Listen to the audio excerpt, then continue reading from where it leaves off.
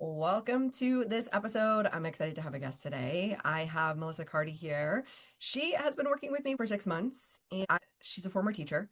And I asked her to come up with a list of three things, and she's like, "I have bonus things." So we're just going to talk about her breakthroughs over coaching together and what she does. Thank you for being here and welcome. Will you just tell the people a little bit about what you do, what your business is? Let's start off there. Absolutely. And talking about how you asked for three things, I gave you like five, just to Yep. highlight the fact that Cami does work with overachievers, and there's a perfect example of it. Yep. Yeah, it was good though. I was like, this is really good. I love it. So I am Fine and Proper Consulting. I do fractional HR support that specializes in training development and admin support. So for businesses that are drowning in paperwork, time is being pulled away from their clients, I can do that back end support so that they're able to focus in on what they love, which is serving their clients. I love that. And I know we'll talk about a little bit later at the end of the episode about digital courses, because I also know you're an expert in that as well, and you can help people with that. So I always tell people, like, reach out to Melissa if you're that person who you're running everywhere. Like, I know a couple of my clients and colleagues I've already sent to you. I'm like, you need somebody on the admin behind the scenes to make sure emails are getting done, make sure follow-ups are getting done. And then when people are hiring employees and they need proper training, like that's what Melissa can do for you as well. So just reach out to her, just have a conversation with her. She can let you know how you can help. So let's talk about being a former teacher. We'll start there because I remember talking to you and saying to you, like, you came to me, what this is fairly common with coaching. When somebody's hiring a business coach, there's different types of business coaches. And so I like to have this caveat of there's a business coach or a business course or like the career school that you can go to in college that says, here's business, here's what you do, here's a spreadsheet. Like, very much they're teaching you about business. And what I do is I coach on the mindset of a business owner. And they are very different things because you can know all the right things to do and still not be successful. We're going to share 5 tips today, and I want to talk about the first one, and you can tell me kind of what shifted for you. The one thing you wrote down for your 5 tips was doing is the best teacher. And I remember talking to you saying, one of the things we need to work on is like you looking for the right way to do it, or you looking for like the handbook of entrepreneurship of like, tell me what to do. And we really worked on, well, we're just going to decide what to do, then we're going to go do it. And then we're going to come back next week and we're going to evaluate, did it work? So tell me about that shift for you and kind of what you went through in starting to take action and knowing, it may not be perfect and you may not know, quote unquote, the right way to do it. Absolutely. As someone who was really dedicated just my whole life, I've loved learning.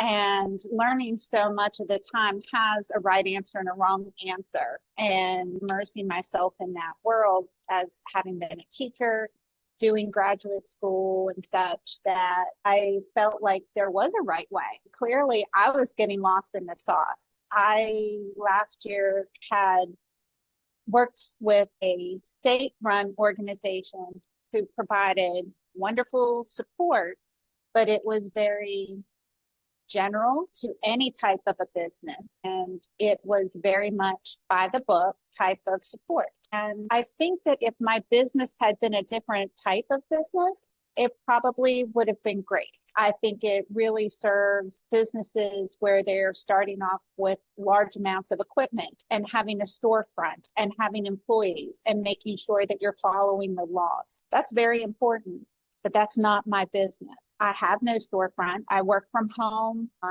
couple days a month. I'll work from our local chamber office. I go to a lot of networking events.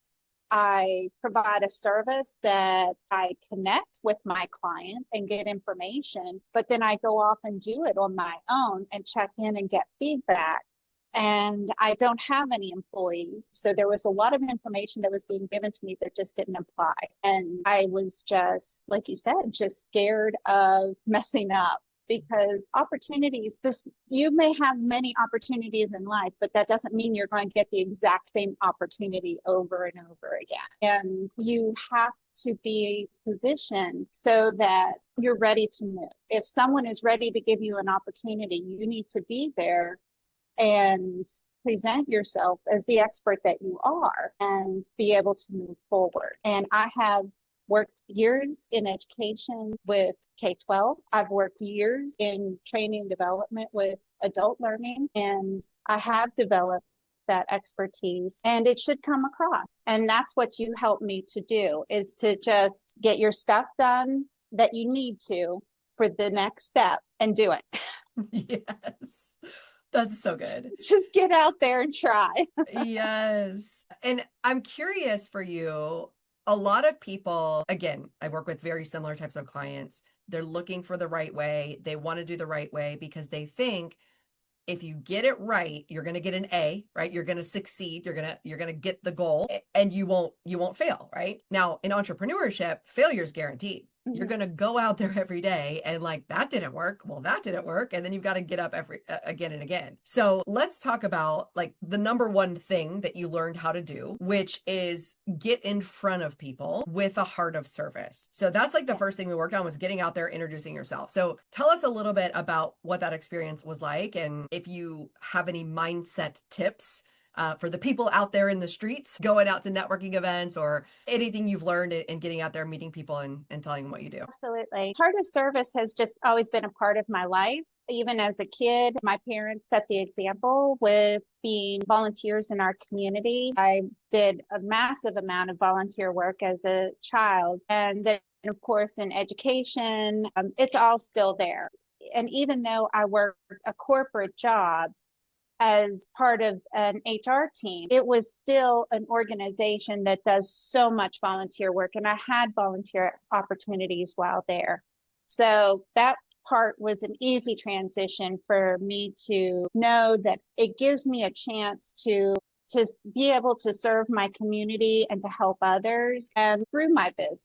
And that really connects me emotionally to the purpose and the mission of my business. When I would go to networking events, it's still a little, unnerving at first whenever I think I do better as a group speaker because I've done so much group speaking, but going up to someone and sort of interrupting their conversation to be another business owner that's there and hi, how are you doing?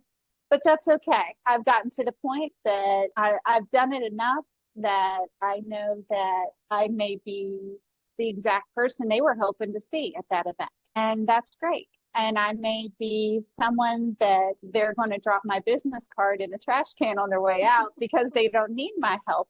And that's okay. I have more business cards. It's all good. Yeah. And I'm curious about this because I work with a lot of clients that what I would call like you're a connector, you're a nurturer, you love people, you've got a really kind energy. And also then we have to have some maybe uncomfortable or tough conversations. Like, here's the price or here's the contract. Can you tell me what shifted in terms of being the leader, being the one in charge when you're either networking or working with clients? Like, what are some of the skills that you've had to develop?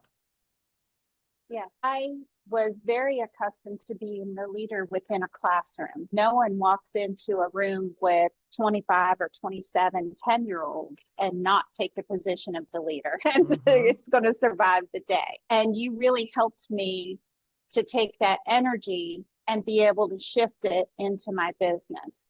And know that even though I'm talking with another adult who may have gone to school for, may have an MBA and may have, a whole list of credentials regarding business and their niche, they still need my help. And I'm going to be able to help them. I'm going to lead them through this process so that they know that they've made a good choice, that they can trust the fact that I do have years of experience doing this, that I am an honest person, and they will get the service that they have signed the contract for. And that comes through in your confidence, in your voice, and how you carry yourself, and just that feeling that you have inside of you that you have the solution It's their choice if they want to accept it from you or go with a different provider.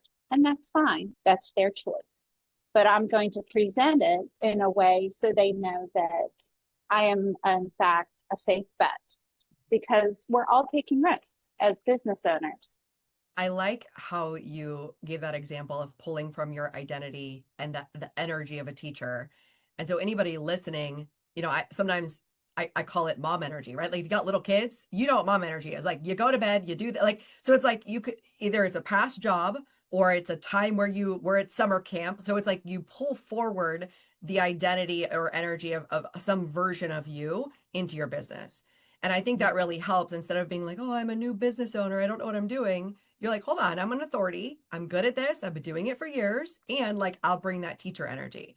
I think that's really good advice for people starting off in business. I think we actually coached on like not telling people that you're new and be like, I'm new. Like, just like be like, this is what, like, because that kind of leads into our next point, which is about when you are out there.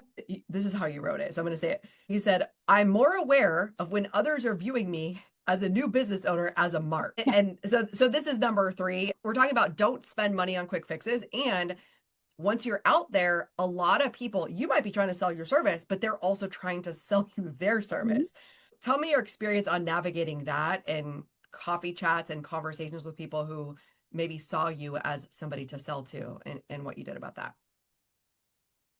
It's beyond just being able to have that service too. I wanted to point that out. I have come across things that were clearly scams as well and truly a mark. But just the general, going back to other meeting with other business well, owners. hold on. Let's actually talk about that because I think you received a couple emails and you sent them to me, right? So like, just tell people, like, I think this is important because you're right. Like when you're sitting there with an empty inbox and somebody emails you, you're like, the president just emailed me. Like you're just so excited that like you don't even care who it is. So can you just tell people what to look out for in their emails because of what you experienced? Like how will they know if it's scammy? So the last organization I was with did a really great job of teaching us all little signs in emails that it could be a scam. If you're expecting something from someone, there should be a certain email type and where is the email coming from and things like that. That is certainly one of the aspects. Yes, I forwarded an email to you because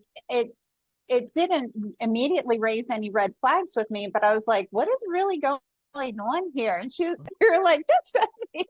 Yes, I was like, get out of here. Don't waste your time with this. It's like this is not real. Yes. But it helps to see it over and over again. And just using the sense of never click on a link unless you know for sure who it's coming from. Don't automatically use the phone number, because it could seem like a really great deal. It could be something that you're missing in your business right now and that you have been thinking about. But, certainly it's prudent to do your research on the organization that is being presented to you to know if it is in fact real. And I hadn't shared this with you yet, but there is an online networking group that I'm connected with.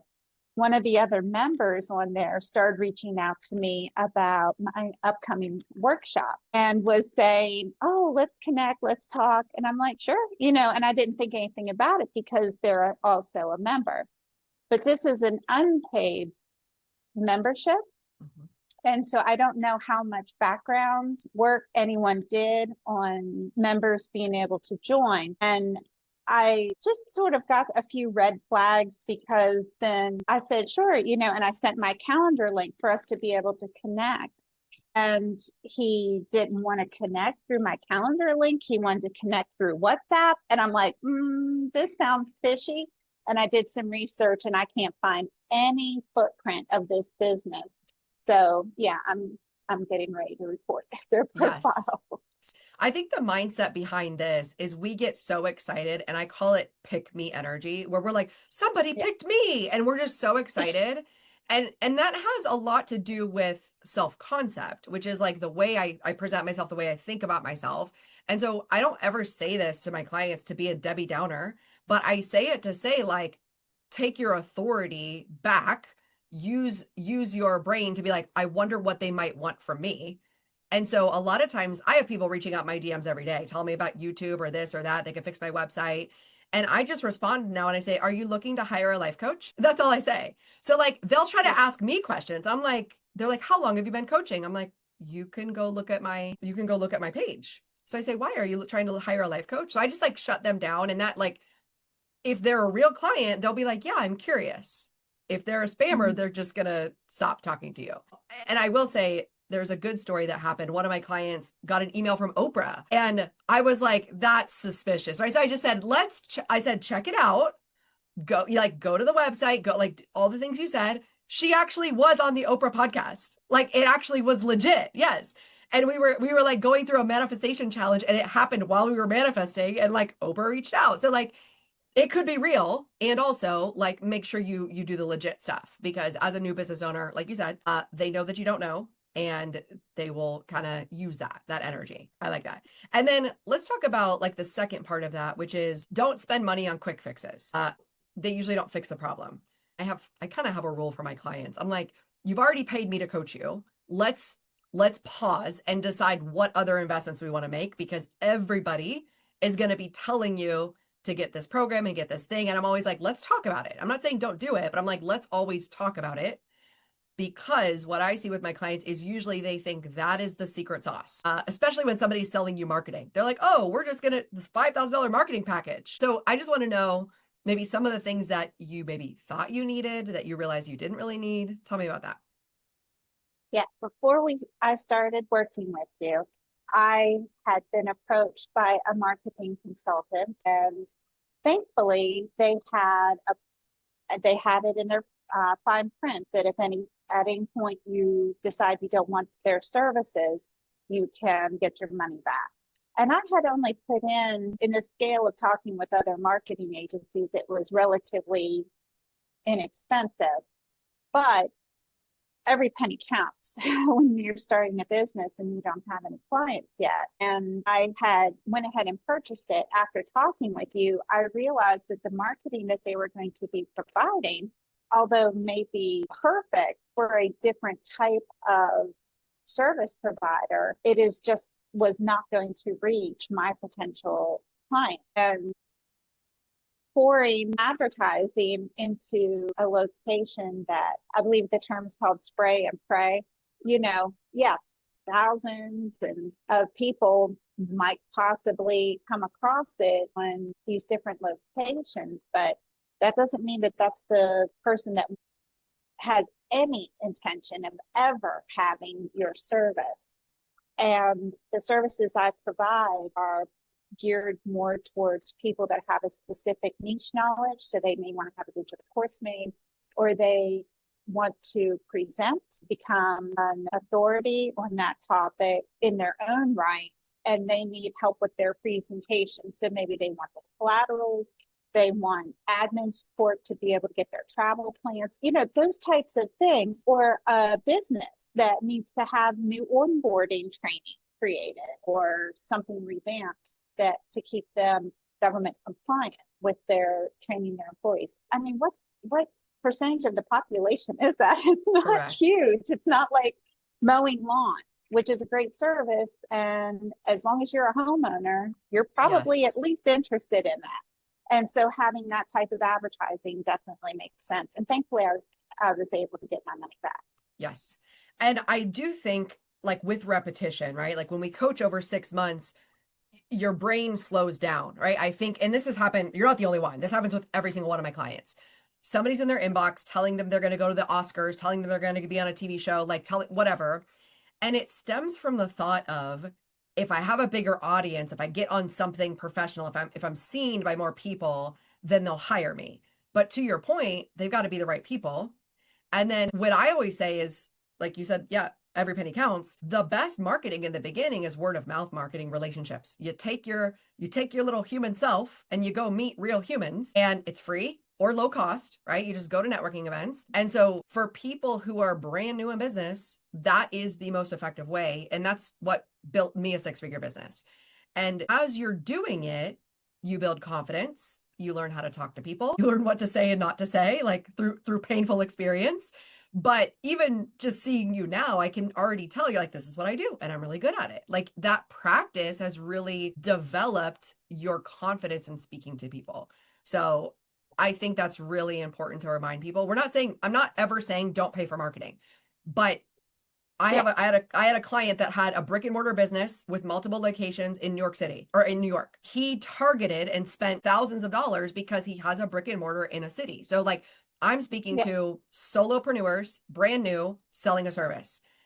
The best way is to work on your mindset, your confidence, your ability to have conversations, and your ability to tell people this is the price. Do you want to work with me? Like that's the skill that needs to happen behind the scenes. And all that marketing money is not going to teach you the skill of like, at some point you have to say, here's the price, here's the contract, here's how we're going to work together.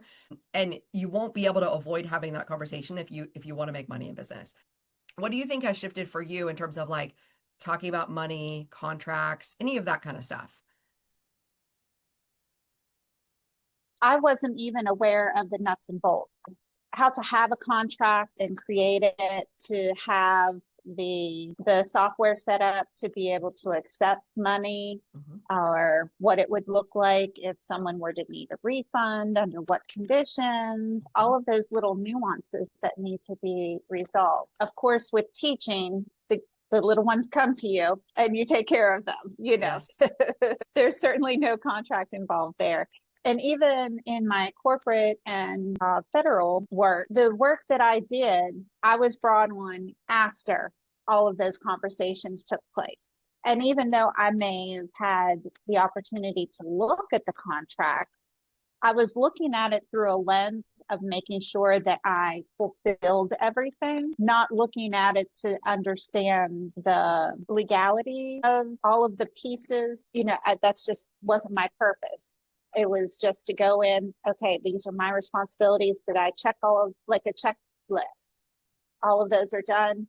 Great. Moving on to the next task at hand. I appreciate that you had shared with me the system that you use or other people have used. And because again, price point was an issue with the new business. And again, you can get into a rabbit hole of looking at all of these different systems and think, well, this offers this and this offers Mm-hmm. this, but I have no idea if I need those services, you know. Yes.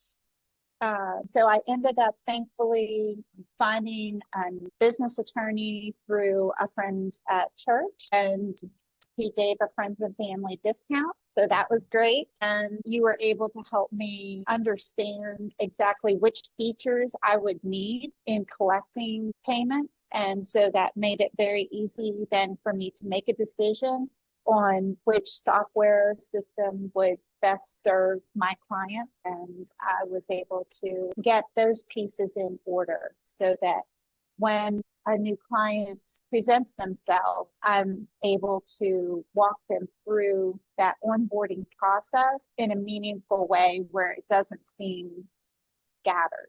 You don't want Yes. to, you don't want to seem confused in your own. And this is point number 4. You don't need to have everything perfect, just the basics. And so I'll give some caveats here. I'm not a lawyer. I don't give legal advice. So when you asked me about the contract, I said, I'm not a lawyer. I can't give legal advice. And so this is my caveat again, as a mindset coach. Okay. So take it or leave it. Some lawyers are going to yell at me for saying this. In the beginning, you can usually get away with having the bare basics, right? Like, and this is the way they did it back in the day. You made a deal on a handshake, and really, you just need a way to get paid. Now, can you get burned that way? Certainly. But I think the worst thing is trying to get the contract perfect and get the system perfect and try to get everything perfect and make no money and sign no clients. So, what would you tell the people? And we definitely had that conversation where Yeah. you're dragging your feet on your contract for a little while. And I was Yeah. like, what if you just got it done today? And what if you go sign a client? So, what would you say to the people who may be dragging their feet, trying to be perfectionists? How would you tell them to move forward? So I had a client waiting patiently to sign a contract, and I was very nervous about what if I don't have everything in there I need it to be, or what if some parts of it are confusing? Because even though, not to say that there aren't other people that do what I do, but I'm not the common business. And there are nuances whenever, especially if you're getting feedback and you're doing something creative for someone. A digital course is very creative. For example, creating a presentation for someone is very creative, and they have to give you feedback so that you know that you're delivering exactly what it is they want. I like to think of it as going to a salon and getting your hair done. Just because you tell them you want a bob, that could mean a lot of different things. A stylist would want their client to be satisfied with the bob that they receive. And I just jumped in. I just did it. Yeah. Yeah. And I know now, after having worked with a certain client on that certain type of project, that there are changes that I do want to make to the contract. And clearly there was some vagueness that I want to go in and give a better sense of what is in scope work for me and what is out of scope. Because there have been some confusions about other services that are adjacent to what I provide, but they are not my services. And I think that they were a little disappointed that it wasn't included. But, I had communicated that, but I guess it just wasn't like bold, like, Yes. so Yes. And so I really want to go back and make that a whole section and bold it out, where this is not graphic design. This is not videography. I am not a professional editor, video editor or something, just so that people really know this is what I provide. This is what I don't. Yes. And I think what's interesting here is we do this for everything, right? Like people will do it for their website. They're like, oh, if I have a website, then everything will be good. If I have a perfect contract, everything will be good. But what we notice is, again, I'm not a lawyer, so lawyers are going to yell at me and they're going to tell me contract is the most important thing. But I'm a mindset coach and I'm going to tell you mindset's the most important thing. Because the worst that could happen is you get sued or you have to give somebody a refund. And I've had both. And so what I think the most important thing is to be the person who can figure out what to do next when those things happen. I think that we think if we have a perfect contract, those things won't happen. But what we know, and to your experience, people don't always read the contract. They will make assumptions. You still have to be the person that maybe has a hard conversation about the contract. So tell me a little bit, maybe who you needed to become or what needed to shift in order for you to have maybe a uncomfortable conversation with clients. Because I think that's a part of it. We maybe don't expect that, right? Like it's part of the relationship that you're developing with clients. So tell me, what would you tell people about that? So with fractional HR support, the admin side is pretty noticeable right away that you've made an impact, right? But if you go into the training side and you're creating training, a large portion of the time is spent in analysis, and you're gathering the data. You're providing a design so they can give feedback to it. And you don't see a final product right away. It's just not possible. And to have someone need to hear that you are moving forward, and to have that communication that, weekly, and explain, this is what has happened so far. This is where we're at. This is what I need from you. And this is what is coming next. And to not jump in and say 5 things that they need to have next. Just pick the next one and then leave that next, number 2 for the next weeks, because you're probably not going to get to it anyway until then. So breaking it down into bite-sized pieces so your client isn't overwhelmed when it is a really large-scale process. Yes. And I like to think of, I'll use a personal training example. And I had another client that was a service provider, and we learned through working with clients to provide people communication and break things down into 3 phases. So that we're like, phase 1, this is what we do. Here's what to expect. And so if we were talking about hiring a personal trainer, for example, that first month, you're working hard. You're sweating 5 days a week. But if the personal trainer says, guess what? Phase 1, our first month or 6 weeks together, you will not lose weight. I just want you to know that. We learn to communicate that. Doesn't mean it's not working. It means your body's getting accustomed to it. We're laying the foundation. We're building muscle. You might gain weight. And so learning to talk your clients through the process is what creates a good experience for them. And I think the hardest part about being a new business owner is we could take that to heart and be like, oh my gosh, I'm doing a bad job and they hate me. Or we get defensive and we're like, no, it's their fault. They should understand. I think it's important to navigate the emotions on our side and then learn how to communicate with our clients. And the only way we can do that is by going out there and working with clients. You can't teach that. You have to dive in, start working with clients, and then start learning it as you go. So thank you for sharing that story. I think that's really useful and lets people understand it's common. Let's talk about number 5. Instead of overthinking, focus on the simple solution and do that. Tell me what that meant for you or what you'd bring to the coaching calls. Tell me what that experience was like for you. What I think of with this is getting people from my Instagram or my TikTok to see me and then actually book that time to at least have a conversation to see if they're interested in moving forward together.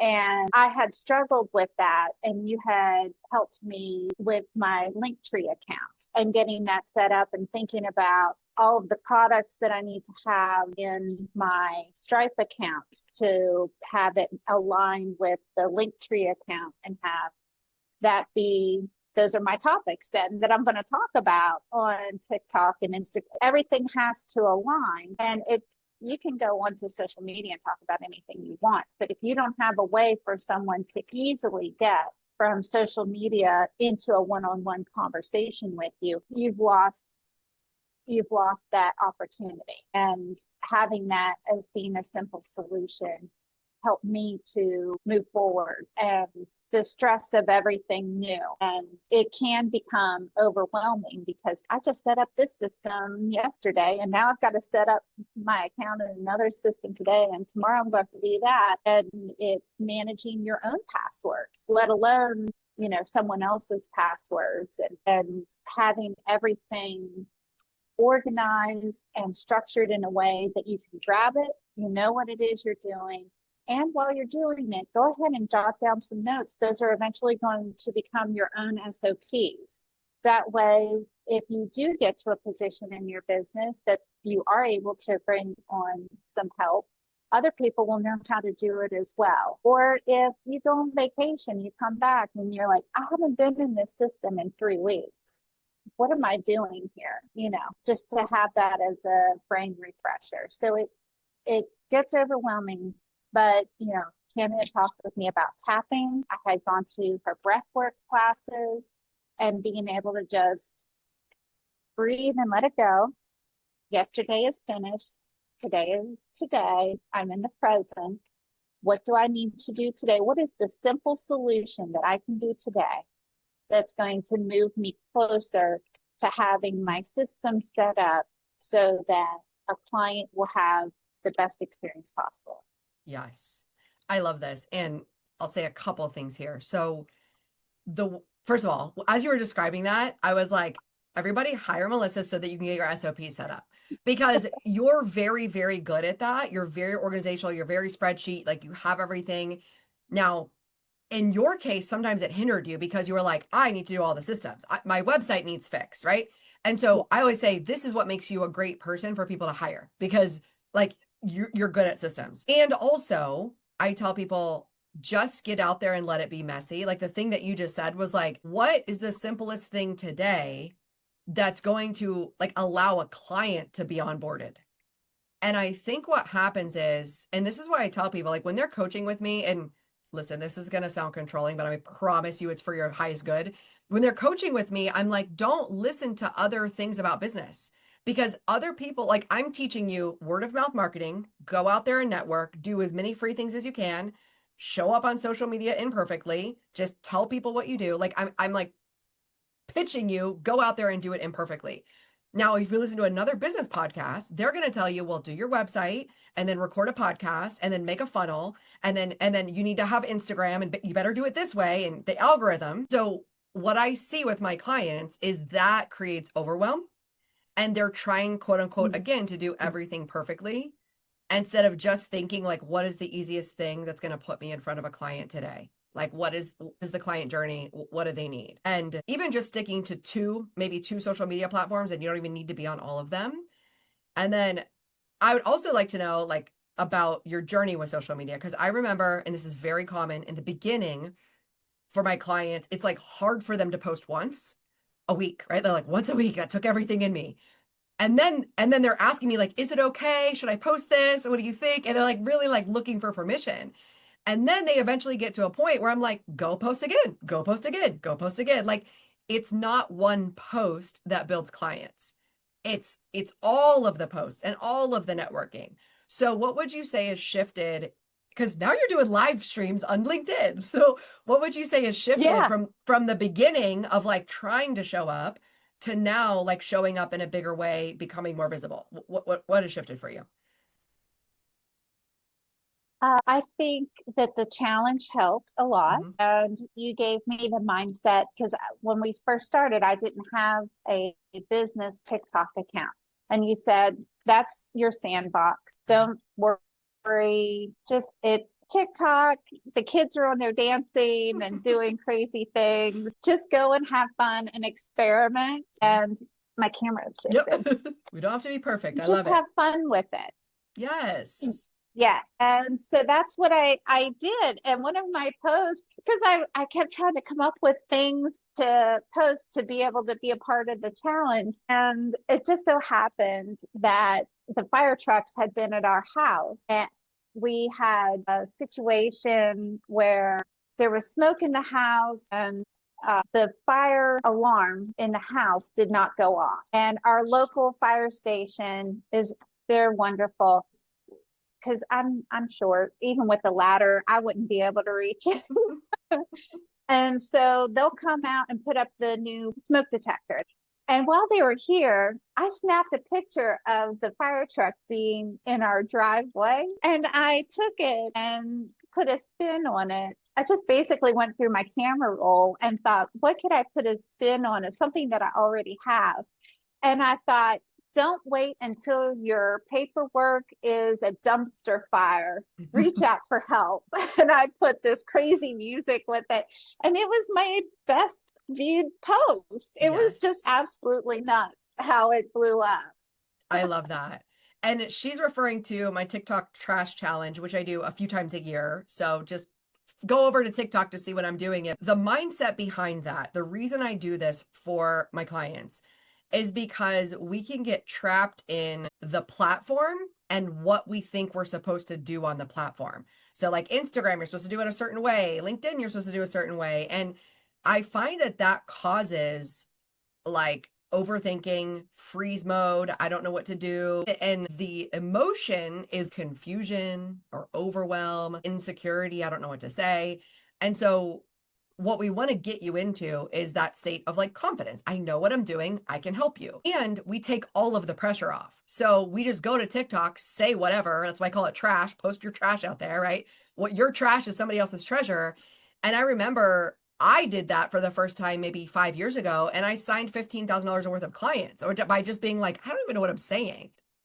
I think that's a good strategy if anybody's stuck. So you can go do it on your own. You don't need me to do it. But I do see that when you do that, it creates more confidence and less overthinking and having to think everything's perfect. So it's like take the pressure off, let yourself just be yourself. And then it comes a lot easier. And now you're doing live workshops and you're doing lives on LinkedIn. So you can see how that little thing created big things. And now everything else doesn't feel so hard. It gave the permission to be Yes. able to just do silliness. And it's Yes. really easy to use AI to come up with your content. We use AI, and AI is great for what it does, but it's not necessarily a way to connect all the time Mhm. on through social media. And it was those silly pictures of me making these crazy connections that, pictures I already had in my role that got more traction than anything I came up with through AI. And I think that that shows your personality and your that you're a real person on the other end. We have a couple of cats. I have Mhm. some cat pictures in there. One time the cat was all stretched out. He's such a long cat. He basically takes up the whole length of my queen size bed. Oh, He is such a long cat. And I had put on there like, don't get stretched out too thin, get your yes. admin support here. Yes. I think that's so good because we can get so serious about our business and then like it can feel really hard and then we lose our energy. So I Yeah. think making it fun and not being so serious and just being creative is a really good tip. I love that. And So on LinkedIn yeah. Live, oh, I'm sorry, I Mhm. didn't mean to cut Yeah, you no, I off. was just gonna say, is there anything else? Like I want to start wrapping up, but I want you to just free flow if there's anything else you want to tell people. So talk about LinkedIn and then there's anything else you want to add as well.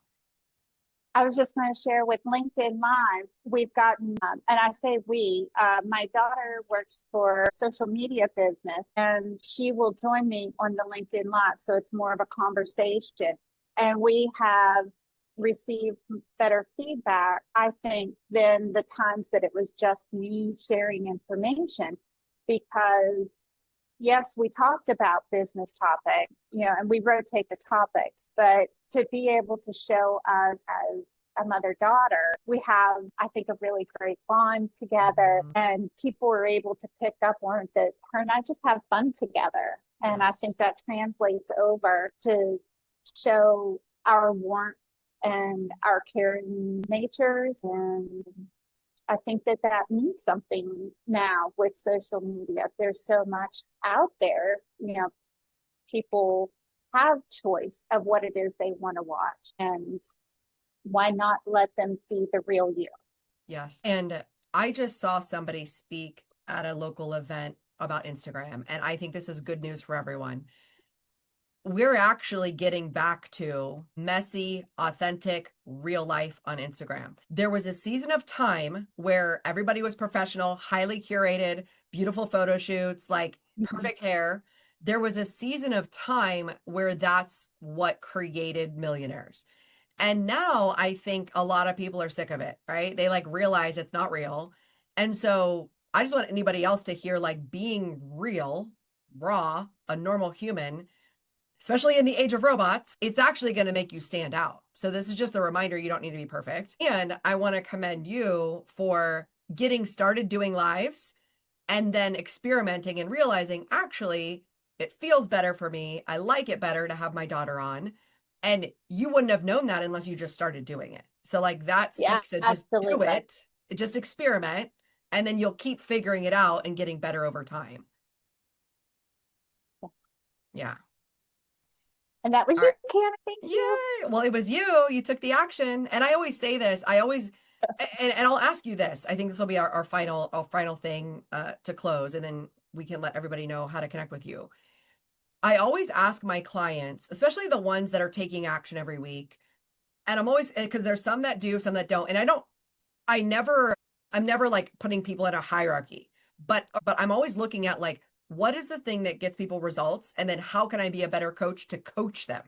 So anytime I see my clients taking action, I always want to know what did you need to think or what did you need to tell yourself to get out there and start taking the action. And I think this will help to resonate with people who are maybe still afraid of taking action.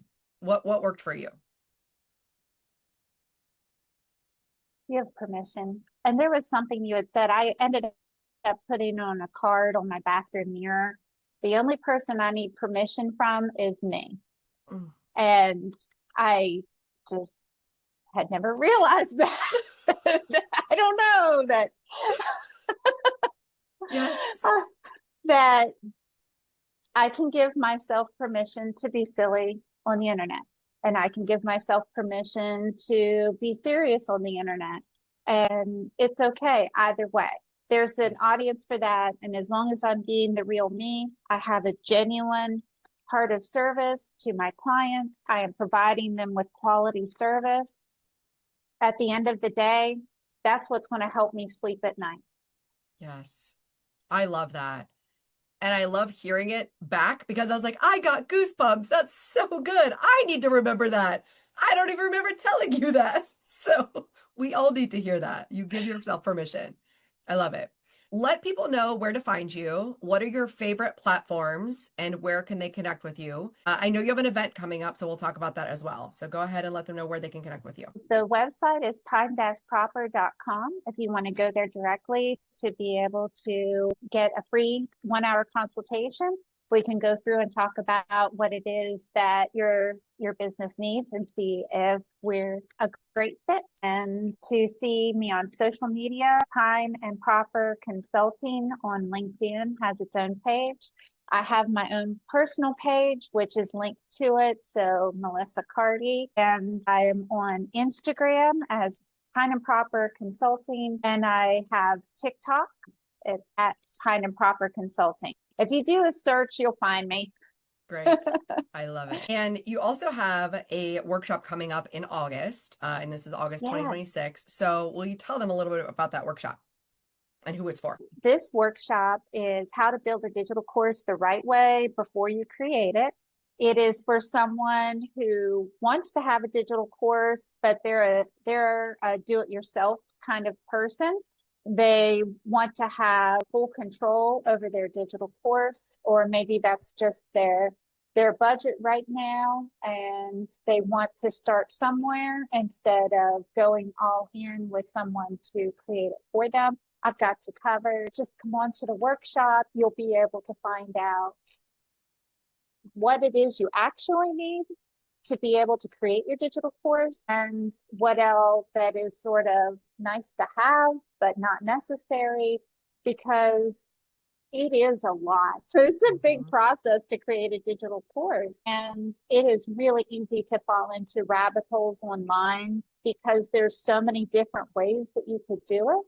And I'm not saying anyone's giving bad advice, but just like how I receive business advice, not everything mattered to my business in the same way that not everything that's possible for a digital course is going to be meaningful for that person. So if you're a do-it-yourselfer, you want to create your own digital course, come spend a couple hours with me. I'll help you go through and find out exactly what it is you need and get it set up, start making some money through digital courses. Most people are making between $20,000 to $140,000. That's amazing. I love that. And I love that you bring that background as a teacher with like thinking of the outcome in mind, like thinking about those learning objectives. And then you had said before about the workshop is about like really identifying what the purpose of the course is so that you know how to market it, right? Because it's one thing to get the course done, and then we know we've got to market it on the back end. So she's also going to help you with making sure you know who it's for, how to market it so you can turn around and make money. So I love that. I know just reach out to Melissa. Why not? Why wouldn't you want to have a conversation with her? She can help you with all the things. And I always say, I've made business decisions off of YouTube. Like this is going on YouTube. I've hired so many people off of YouTube. So I always say, like, if you're feeling a connection, if you're feeling a vibe, if you like Melissa, just reach out to her. See, like, ask her what she can do for you and she can let you know. I think a lot of times there's support available for us and we just don't actually reach out for it. So this is my invite for y'all to reach out to her and ask her what she can do and she'll let you know. All right. Is there anything else you want to add before we hop off today? No, if you're looking for a business coach, Tammy is incredible. Thank you so That's much. a no-brainer. No-brainer. Yay, thank you. Oh, will you do something too? Will you say a little bit about breath work? Because not everybody has experienced breath work, especially in person. I do have some clients that do virtual breath work with me, but will you just let them know your experience with breath work? I think that's useful too. Because here's what's interesting. I'll just tell you about my identity crisis for a moment. I was thinking about calling myself a business coach. And I was like, I don't know that I really am, because I'm like a life coach and a business coach. And the reason I say this is because there are some business coaches that they get on the call with you and they go, all right, is your website done? All right, checklist. And they just literally tell you what to do, checklist every time. So what I'm doing is I'm guiding people through like the big emotional hurdles that come with entrepreneurship. I'm like, entrepreneurship can be pretty confronting, pretty traumatic. And like it's supposed to be, like it's a lot. You're coming up against like a lot of limiting beliefs. So I always advise people to do breath work alongside of coaching, because we need somewhere to like let out the emotions. And people that don't know, we go in a room and we scream. So I just wanted to say that caveat, because not that I'm not a business coach, but I go business coach with an asterisk. I'm a whole like a holistic life coach that's coaching your whole self, even on things that are going on in your life, because they're going to affect your business. So that's a caveat Yeah. I want to say when people are looking for business coaches. I'm more holistic, and you can add on to that with whatever else you want to say for clarification's sake. So for me personally, I've had a lot of dramatic shifts in my life, and that was ultimately wonderful. You know, one of the dramatic shifts is that I've lost 80 pounds and being able to move my body again. You know, we're laying down for breath work, but it's still physically demanding, I guess, Mm-hmm. because you're really releasing energy. And Cami gives you the freedom to be able to sort of shift your body if you need to. And I can feel myself doing that. And I've had some different experiences with it in my own mind where I've felt intense relief, or just sometimes it's more of a soothing effect. And it really makes a difference. So if you're someone who has gone through good or bad, just major shifts in your life, it does give you that opportunity to release any pent up energy and feel just more. I walk away feeling more me, if Mm-hmm. that makes sense. Mm-hmm. Yep. So Yes. And then do me one more favor, see if you can answer this question, because I'm still trying to define this myself. What would you say the difference is between working with me as a life and business coach and an intuitive Reiki practitioner, breath work, right? Like all the things. What do you think is the difference with that experience and going to the business workshops that taught you business? They told you what to do. What would you say the main difference is? I don't think that the lady that I worked with was a lovely person, and I don't mean any disrespect for the program. It definitely serves a purpose in the community, but it wasn't quite the right fit for me because she was busy and I only got to see her once a month. And so whatever task items she gave me, I had a whole month by myself to figure it out. And then I had 1 hour next month to tell her where I'm at in the process. And I had her email address, but because of the number of clients that she had, I often wouldn't hear from her until a substantial amount of time had passed. And again, if for some people, that's probably perfect for them, but that's not what I needed. My business is not a, you know, like I said before, not a brick and mortar. I don't have a background in business. I have degrees, but they're in very different fields. And I just wasn't sure of which way to go. And to have Cami knows everything. Yep. You could tell me all your secrets. Your secrets are safe with me. Yes, Yes. Yes. Cami knows my kids. And, you know, that previous business coach may not even know that I even have kids or anything like that, but that wasn't part of the conversation. And I needed that extra emotional support to go through it because it is a lot whenever you are putting yourself out there and doing all of these things that are new. And it's absolutely has been worth it Yes. for Thank sure. you. Yeah. Thank you for saying that. And I always think of, Yeah. especially in the age of AI, they say knowledge is power, right? You can get a business plan from AI today, but your mindset and your Mhm. emotions is the thing that's going to make you successful. So I think that's really what we're dealing with is like having the support, having somebody there for you when you're breaking down or when you're succeeding, like either one. So thank you. Thank you for showing up and sharing so openly with everyone. And again, everybody go connect with Melissa. Thank you for being on. We'll go ahead and post this and make sure all of her links are on YouTube.